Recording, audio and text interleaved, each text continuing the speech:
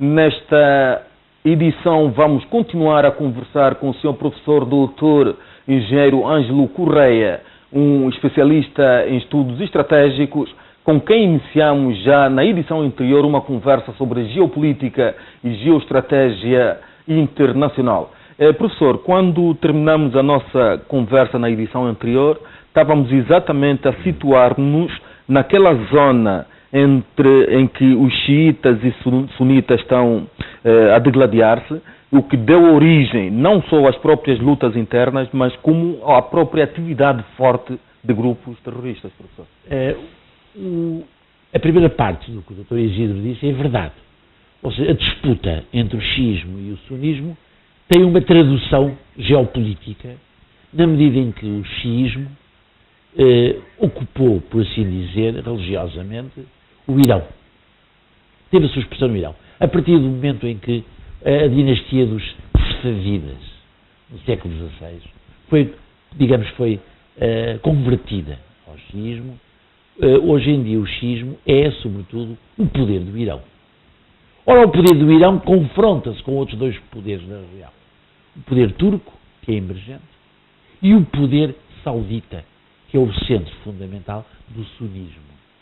Logo, há um jogo geopolítico naquela região, que é essencial, mas em cujo afrontamento não é direto. Isto é, não chega àquelas vias de facto. É uma espécie de guerra fria, em que os dois grandes contendores não lutam diretamente, mas por interpostas pessoas. O xiismo luta, por exemplo, a Síria. Luta o Hezbollah, o principal movimento do Partido de Deus no sul do Líbano. No caso da Arábia Saudita, os sunitas lutam todos os salafitas, por exemplo. Ou seja, é uma luta por interposição das duas grandes forças, projetando essa luta através de terceiros elementos. Esses terceiros elementos podemos incluir a questão das grandes potências ocidentais, que nesta altura estão a combater os grupos terroristas. Você coloca uma questão essencial, que é qual é o papel do Ocidente nesta luta. Ora bem, eu acho que o Ocidente, eu que sou ocidental, mas que acompanho estas questões do mundo, às vezes duvido da eficácia da ação dos ocidentais. Porque às vezes são tão inteligentes, que detectam um ditador num sítio qualquer. E acho que o melhor processo de resolver o problema é destruir o ditador. Só quando destroem o ditador, depois são elevados. Não, cria um caos maior. No Iraque, por exemplo, a morte de Saddam Hussein criou o caos. Criou caos. Na Líbia, mataram Gaddafi. Não foi o Ocidente que matou, mas quer dizer, permitiu uma luta interna, criou umas condições para uma luta intervenção das forças aéreas francesa e inglesa, que levaram a que, hoje em dia, o caos é total. Por isso, eu acho que o Ocidente tem que ter uma cautela enorme em acompanhar estes problemas. O Ocidente deve, aliás, ter uma regra, do meu ponto de vista. Quanto menos interferir na vida interna dos povos, a não ser quando houver violações grosseiras dos direitos humanos. A própria Carta das Nações Unidas prevê que nessa altura possam existir. Só nessas circunstâncias eu acho que nós devemos utilizar. Se me perguntar, havia violações grosseiras no tempo de Gaddafi? Havia. Havia violações grosseiras no tempo de Saddam Hussein? Havia. E depois da morte deles, houve piores. Professor. Por isso, resolveu-se o problema? Não. Agora, o terrorismo, volto a dizer, é essencial percebermos que o terrorismo é uma deriva, é uma utilização errada da religião. Porque mas também nem sempre, professor. Há autores, por exemplo, que defendem, ao definir, na tentativa de definir o que é um terrorista, defendem que é aquele que se revolta contra um mundo que não o aceita, preferindo por isso destruí-lo. Vamos lá ver uma coisa. Você colocou a questão em termos de uma definição. Eu acho que temos de definir o que é o terrorismo. Daquilo que o Dr. Isidro disse, há elementos fundamentais corretos.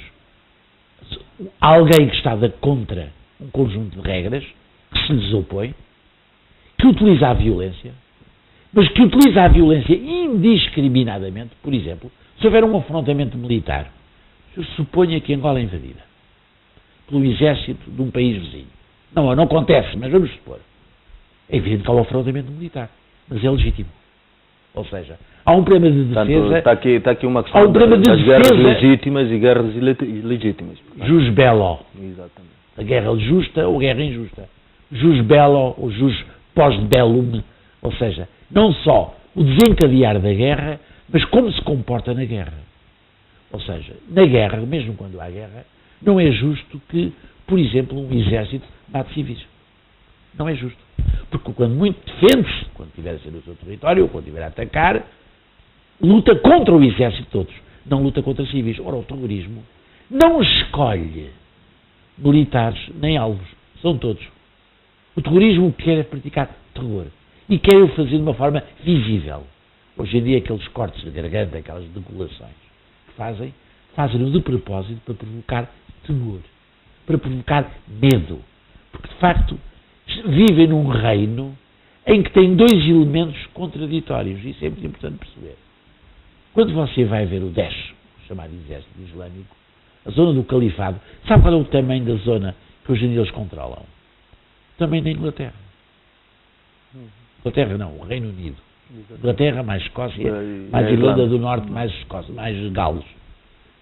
O território que eles ocuparam, e a diferença entre a Al-Qaeda e o Exército Islâmico é esse. A Al-Qaeda é um símbolo ideológico, mas não de controlar o território. Este território, hoje em dia controlado pelo Exército Islâmico, é de um movimento que está para além já da Al-Qaeda, que tem um elemento adicional que a Al-Qaeda não tinha, que é o território. E sabe o que é que ele faz? A primeira coisa... Se calhar também tem povo. Tem, e também é um elemento constitutivo de um Estado. Não, é que absorve o povo que lá estava, mata aos que não quer, compra, em termos de terror, aqueles que lá ficam e querem continuar a viver, mas sabe o que é que faz? Cria unidades de educação e de saúde para tratar das pessoas, ou seja, tenta dar uma imagem de um comportamento organizado do Estado. Ao mesmo tempo que purifica as pessoas que lá estão, no sentido de mata os que não quer. Bom, é a imposição pelo terror de uma ordem interna. Tudo isso convoca-nos para um princípio fundamental, que é o da liberdade das pessoas. Para o Islão, que combate sobre esta forma, é legítimo matar os infiéis. E aqui está uma diferença fundamental. E os infiéis são, nomeadamente, aqueles, por exemplo, que profanam a palavra de Maomé, por exemplo. Ou que profanam, ou que a desprezam, ou que a desonram. Professor, deste ponto de vista, ajude-nos a perceber aquilo que aconteceu em Paris com aquele ataque ao jornal Charlie Hebdo. Portanto, há pessoas que defendem que não se pode tolerar isto, e porque é intolerável mesmo, também do ponto de vista do TPA global. De qualquer forma, não era possível evitar que a imagem de Maomé fosse caricaturada no jornal Charlie Hebdo e desencadear ódios. Não é possível evitar ódios. É não só possível, como necessário. Eu nunca gostei do Charlie Hebdo, por uma razão que as próprias leis ocidentais tratam. Vamos pensar, você ou eu, aqui. Eu não posso, mesmo que eu tenha algum desejo que não tenho, mas se eu tivesse, de o insultar assim, de chamar nomes, de denegrir a sua personalidade, de lhe chamar coisas que você não é. Porque estaria a fazer uma coisa, estaria a ofender a sua imagem.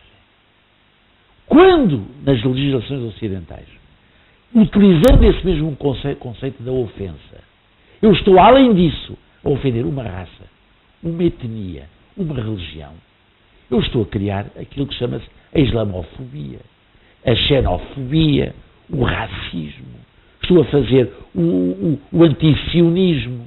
Ou seja, estou a provocar um conjunto de reações de natureza afetiva e cultural fundada em preceitos que não são aceitos pela dignidade humana. Mas os teóricos da liberdade de expressão ilimitada, por exemplo, não defendem a mesma posição do professor Ângelo Correia. Eu sei que não defendem, mas é que nenhum de nós tem liberdade ilimitada. Nenhum de nós tem liberdade absoluta. Eu não posso matar assim. Eu só posso matar assim, salvo seja, desculpe, se for ilegítima defesa. Ou seja, se você me estiver a querer matar, eu me defender. Eu não tenho a liberdade de fazer o que quero. É preciso perceber que mesmo no cristianismo, na democracia, nos princípios liberais, se quiser, nós temos toda a tolerância para fazer, em princípio, aquilo que nós queremos, com uma diferença. Não ofender aqueles com quem nos relacionamos. E quando o meu amigo, eu o agrido assim, Estou a exercer a minha liberdade, mas estou a agredi-lo. Logo, comporto-me mal. Se eu estou a ofendê-lo, a chamar assim, você é um árabe porco e não sei o quê, estou a ofendê-lo não só assim, estou a ofender a religião e a cultura e a civilização árabe. Quando, por qualquer razão racial, eu ofendo uma raça, e você é inferior porque tem esta cor e eu tenho outra, o que é que eu estou a fazer? Estou a ofender uma raça. Ou seja, eu tenho uma liberdade condicionada e limitada, que é para que se traduz para poder harmonizar a minha capacidade de eu dizer o que pretendo, mas não posso nunca violar a dignidade e a integridade a quem me diz. Até porque é preciso não ser intolerante contra os seres humanos. A tolerância é o princípio da relação humana. Porque como somos tão diferentes, de raças, de culturas, de religiões, de estatutos sociais, temos que ter um conjunto de regras. Voltando à nossa conversa do outro dia, do contrato social que você falou, que nos permite viver em conjunto. Ora, o que é que o Charlie Hebdo fez? O Charlie Hebdo, durante muito tempo, expressou a sua autonomia, expressou a sua liberdade de consciência. Como? Às vezes ofendendo excessivamente a religião islâmica. O que ganhou com isso? Ódio. Exato. E foi o ódio, mas atenção, eu critiquei o Charlie Hebdo porque não entendo que a liberdade de imprensa possa ser feita, e a liberdade de comunicação possa ser feita para ofender preceitos e valores jurídicos até e morais que nós defendemos ao outrance, mas também isso não legitima que se mate ninguém.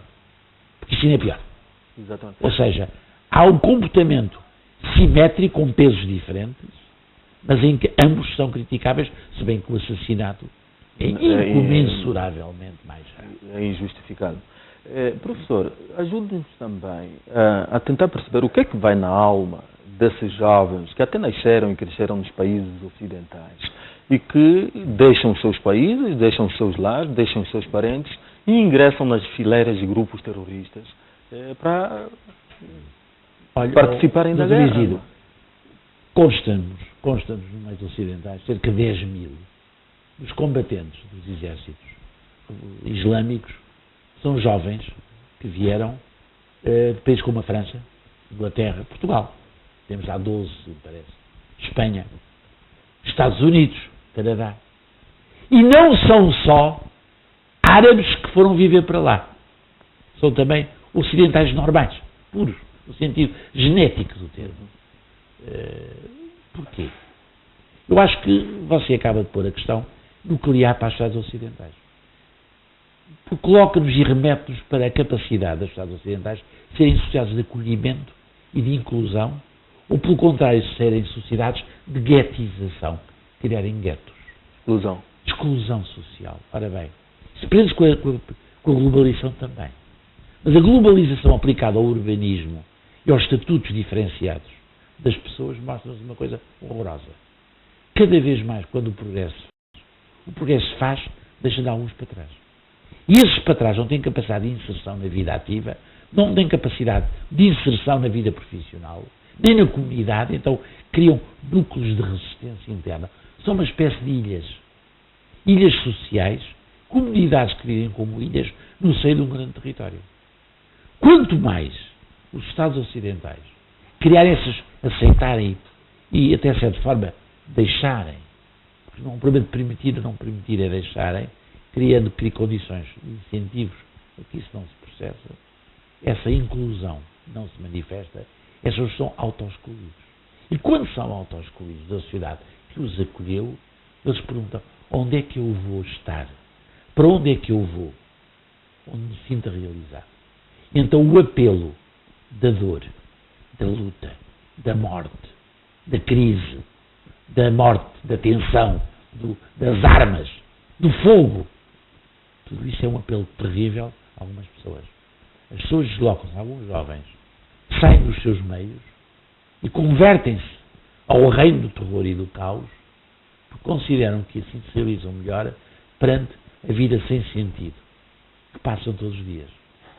Nós todos, ocidentais, temos que perceber que ou criamos um mundo acolhedor para todos, ou se deixamos que alguns se auto-excluam e vivam no interior como ilhotas, com relações cada vez mais diferentes, estranhas, aberrantes e distantes de nós outros, nós estamos a criar potenciais terroristas. O terrorismo não é só criado pelos conflitos internos e sociais, é também criado pelas condições de não inclusividade nas sociedades ocidentais. E nas sociedades deles também. Você vá um dia ao cemitério do Cairo, o grande cemitério do Cairo, mora lá 1 milhão de pessoas. No cemitério do Cairo. Dentro do cemitério. Professor, como enquadrar, já sabemos que a participação dos países ocidentais na luta contra o terrorismo tem a anuência da comunidade internacional, mas há analistas que questionam algum proceder dos países ocidentais nesta luta que vão fazendo contra o terrorismo. Como tentar aqui perceber aquilo que se passa no Iraque, onde, por exemplo, os países ocidentais estão a apoiar o governo a derrotar os grupos terroristas, mas, por exemplo, na Síria, os países ocidentais estão a apoiar os grupos terroristas para derrubarem um governo constituído. Como perceber isto? Eu coloco às contradições. Ausência de valores? Critérios uniformes. Bom, eu tenho 2 premissas básicas nessa questão. Como eu acho que a maior parte dos problemas do terrorismo são problemas que decorrem das relações interiores dentro do próprio mundo islâmico, eu tenho uma ideia básica de quem deve resolver o problema deve ser o mundo islâmico. Dentro do seu interior. E só quando o resto do mundo for perturbado por fenómenos terroristas de natureza islâmica é que serve a atuar. Ou seja, a primeira atuação fundamental é dentro do mundo islâmico. Se aí manifestam-se as tensões profundas. Por exemplo, no Iraque. Se me perguntar no Iraque, há culpas ocidentais, houve, enormes. Não era possível termos feito o que se fez, deixando um país homogéneo, com 3 regiões diferentes, Kurdistão, os sunitas e a parte dos xiitas, em que, no fundo, se deu o poder aos xiitas, que tinham 60%. Mas 60% não dá para governar contra os outros. Dá para governar, mas nunca contra os outros, mas sim com os outros. Nós não governamos, mesmo quando temos a maioria, para nós. Governamos para nós e para aqueles que não são como nós, mas com o poder é para todos, é igual. Bom, e nesse sentido, o que é que aconteceu? Aconteceu que a gestão do Sr. Maliki, o primeiro-ministro, de origem xiita e próximos iranianos, alienou completamente todo o movimento dos chamados sunitas do centro. Mas a estupidez que foi a ação do procônsul, o Sr. Bremer, logo no ano 2003, em que todos os militantes do partido Baad foram expulsos, mandados para casa. Era o partido do Saddam Hussein. Era um partido laico, republicano e socialista. Tiraram-nos do ordenado o emprego e a espingarda. Hoje em dia, parte do apoio intelectual, organizativo, sob o sentido profissional, ao exército islâmico, são os generais ainda que existem na clandestinidade, e os coronéis da Guarda Republicana e do Estado-Maior iraquiano. Porquê? Porque toda a comunidade sunita foi alienada, foi despejada dos Estados a mais, como diria o Papa Francisco. Vocês são descartáveis. Nós mandamos, vocês são descartáveis. Ora, quando se cria situações destas, é evidente que o problema é entre eles. Não se resolve o problema, né? Não se resolve o problema. Outros problemas. Mas não cria os problemas e mais. Não é intervenção ocidental para resolver a questão. Agora, tem que ser uma solução interna. Tem soluções internas. Que as potências ocidentais deviam aconselhar para que tenham aliados. E apoiar. Exatamente. Agora, há outros problemas que se põem, que é o problema do financiamento. Há 2 problemas de financiamento que temos de pensar.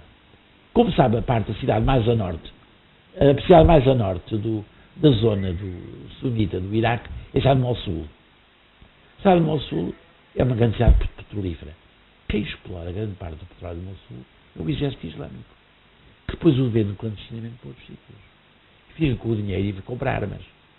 Ora bem, o Ocidente, se quer apoiar a paz e a concórdia, a primeira coisa que tem que fazer é encontrar regras que evitem essa utilização. Ou seja, o Ocidente não tem que mandar tropas. Tem que evitar as condições que propaguem o terrorismo. Já na Síria, o problema é completamente diferente. Na Síria, 10% da população controlava o 90%. Okay. Estou a faltar à verdade. 10% era um alauíta, que era uma variante xiita, da família do Hafez e do filho Bashar al-Assad. Os cristãos, que são pessoas que na Síria têm 10%, mais de 8 a 10% da população, têm sido perseguidos pelos sunitas. Porque nos sunitas aparecem aqueles radicais. Os radicais islâmicos não aparecem no xiismo, aparecem no sunismo. São chamados salafitas, jihadistas ou jihadistas. Bom, essa gente, portanto, está a criar vários tipos de forças. Dividiu-se tudo. A oposição aos alauítas veio do próprio exército, criando o Exército Livre da Síria, que são laicos, quer dizer, pessoas secularistas, não têm religião muito forte. São sunitas moderados, sunitas radicais, a Al-Qaeda e o Exército Islâmico. Onde, curiosamente, não sei se o Dr. Isidro sabe, tem havido disputas internas entre a Al-Qaeda e o Exército Islâmico. E porquê? Porque a Al-Qaeda nunca teve experiência. Mas depois fizeram uma aliançazinha que... Não chegaram. O representante da Al-Qaeda lá é o movimento Al-Nusra. O movimento Al-Nusra fez uma paz relativa, mas depois esbateu-se a questão. A questão começa toda no Iraque, mais ou menos... Na Síria? Começa no Iraque. Em 2005, através de um senhor chamado Zarqawi, que é uma pessoa... um senhor que, entretanto, terrorista, exatamente, eliminado pelos bombardeamentos americanos. Exatamente, mas que se autonomizou da Al-Qaeda. Na primeira fase, a Al-Qaeda utilizou o território iraquiano como campo de treinos, para treinar os seus homens. Naquela confusão onde treinava as pessoas. Mas emergiu um comandante, o Sr. Zarqawi, que deixou de obedecer à Al-Qaeda e criou um ramo autónomo mais violento, que o próprio Zawahiri, o descendente do Osama Bin Laden, na liderança da Al-Qaeda, considerava vergonhoso e perigoso. Ora, tudo isso tornou-se ainda pior com o senhor chamado al-Baghdadi, considerado o califa, o imã atual, dentro daquela zona. Ora bem, isso é gravíssimo. Portanto, é uma zona onde um conflito entre Al-Qaeda e Exército Islâmico, o conflito entre os islamitas moderados e a Al-Qaeda, entre os islamitas moderados e o Exército Islâmico, entre o Exército Livre da Síria, que são os secularistas normais, entre os cristãos, entre os xiitas do Hezbollah, que vieram do lado de lá apoiar. É uma constelação de grupos, grupos terroristas que lutam entre si. Que, entretanto, algumas potências permitiram-se, entre esses grupos terroristas, encontrar aliados. Você tocou uma questão essencial. É porque alguns desses grupos são financiados por Estados. Não vou referir quais. Mas são financiados e não são ocidentais em geral. São Estados, às vezes, locais. Ora bem, o que era necessário era, se há algum interesse em preservar a paz, encontrar alguma consistência, não em pegar em 50 mil ingleses e americanos e franceses e portugueses ou angolanos e vamos todos para lá lutar. Não é assim. É tentar encontrar regras dentro do mundo árabe, obrigatórias por promover reformas democráticas, por exemplo. Eu não chamei... Sabe que eu não gosto de utilizar a palavra reforma democrática em países onde as mesmas são difíceis. Se for respeitar alguns direitos humanos, eu já fico feliz. A democracia é um Estado. Nós não podemos impor regimes às civilizações e às sociedades que não estejam de acordo com a sua natureza. O cristianismo, mesmo a sociedade cristã, demorou, como você sabe, 17 séculos a promover, 18 séculos a promover a democracia. Portanto, nós não podemos esperar milagres. O que era para ser outra coisa? Era criar regras para, primeiro, evitar o financiamento aos movimentos terroristas. Cortá-los. Segundo, limitar o perímetro. De conta e criar uma espécie de muro, de buffer, em volta da zona de combate, um perímetro de segurança em que não entrassem nem saíssem. Professor, em televisão o relógio comanda a nossa vida. Desculpa, estamos quase a terminar esta nossa conversa. Ainda assim temos disponível um minuto e meio para uma pequena, digamos assim, abordagem daquilo que o professor considera. As primaveras árabes, sobretudo no norte da África, não passaram disso mesmo. Primaveras. Entretanto, depois o outono não chegou nem o verão. Eu acho que, utilizando uma expressão do Shakespeare, a primavera árabe deu origem àquilo que o Shakespeare dizia, o inverno do nosso descontentamento. O inverno que continua. Do nosso descontentamento. E doloroso e que vai continuar. Ou seja, nós temos que saber ser comedidos nas expectativas E quando se criaram as primaveras árabes, eu dou sempre o exemplo da Praça Tahrir, no Cairo. Toda a gente que lá estava barrava contra Mubarak e o regime egípcio. Isso era unânime. Havia unanimidade na oposição. Mas quando é derrubado Mubarak e começa a ter cada um dizer o que é que quer, pegam-se todos entre si. Ou seja, há, de facto, no mundo árabe, islâmico, uma capacidade de oposição manifesta a algumas coisas. Mas não há uma capacidade endógena de unificação em relação a outras. Professor, não terá havido aqui uma omissão, porventura grave, das grandes agências de inteligência ocidental em não prever desfechos como este? Oh, Isidro, pode ser uma coisa, não é normal. Não foi só agora. Começou logo em 2013. Então nós não sabíamos, no Iraque, que 60% era xiita. E se íamos vender uma exportação da ideia da democracia, íamos pôr o poder na mão dos xiitas e que os sauditas reagiam logo e os salafitas reagiam logo. Então como é que o intelligence europeu, americano, ainda por cima de maior qualidade, não percebeu uma realidade das mais elementares? É que se desse a democracia ao Iraque, o poder inevitavelmente ia logo para o aliado do Irão, que os Estados Unidos consideravam o seu super arqui-inimigo. Voltando para o norte da África, as primaveras propiciaram um caos na fronteira com o Mediterrâneo e que hoje a Europa sofre as consequências disto, e não só, um fenômeno migratório descontrolado. E não só. É que as primaveras árabes que provocaram tanto caos, atenção, a Tunísia está estabilizada. Marrocos está estabilizada. O Maghreb está estabilizado. E a Argélia, como já sofreu aquela guerra civil, 1991 e 95, morreram 300 mil pessoas, numa guerra político-religiosa, o que acontece é que está vacinada. Aí o problema está estabilizado. Mas no resto, o que acontece é que as fronteiras são duas fronteiras.